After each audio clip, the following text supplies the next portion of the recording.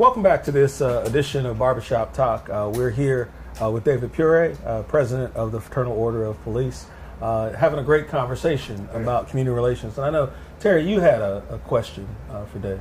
Yes, I wanted to ask you what efforts are you taking as far as recruitment is concerned? I think a lot of the problems and a lot of distrust is because it feels like an occupying force. The people they don't look like the African American community. They don't live there, and so when they come in, there's this on both sides there's mistrust.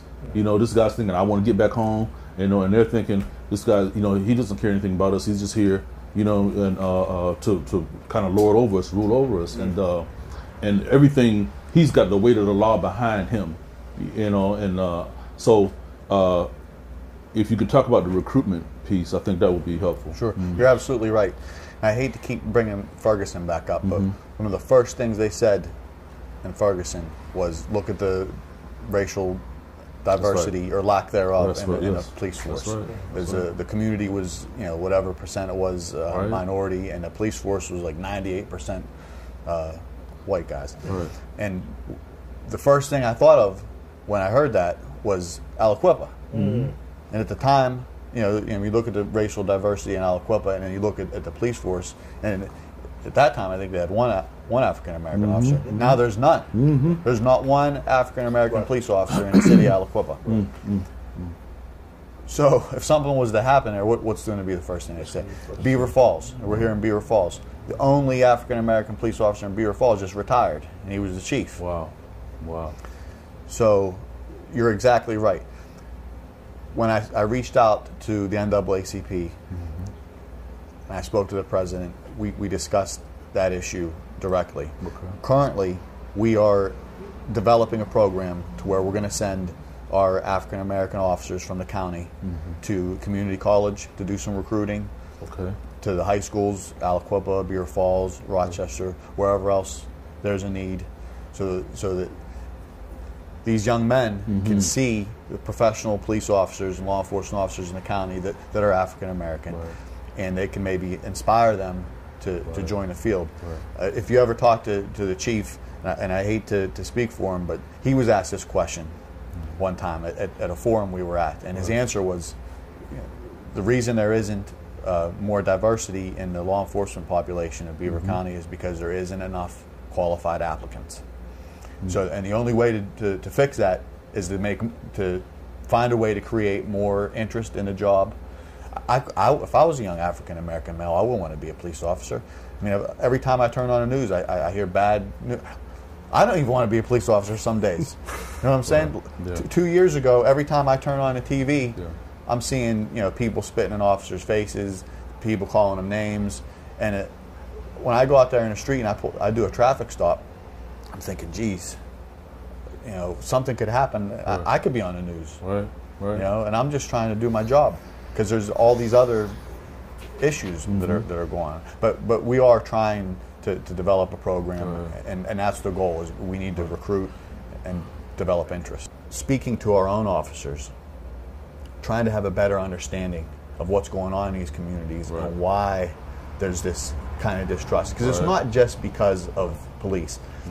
We know that minority communities are frustrated because there's a lack of quality housing for them in their communities.